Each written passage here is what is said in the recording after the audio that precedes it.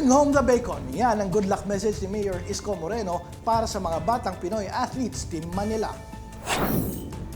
Ito ay inihayag ng alkalde kanina sa Bulwagang Villegas sa Manila City Hall.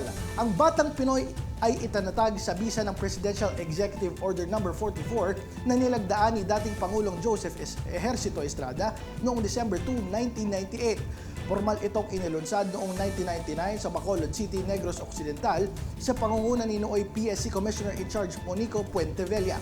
Isa itong taunang pambansang programa sa larangan ng esports para sa mga kabataang atleta na edad 15 pababa.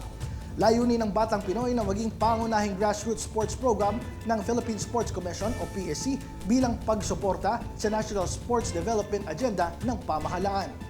Sa pamamagitan nito, binibigyang pagkakataon ang mga out-of-school youth mula sa iba't ibang sektor at komunidad na makibahagi sa iba't ibang paligsahan sa sports. Buo naman ang suporta ni Moreno kanina sa send-off ceremony para sa mga lalahok ngayong taon.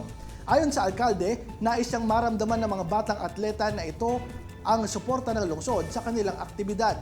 Payo niya pa sa mga atleta, do your best and God will take care of the rest.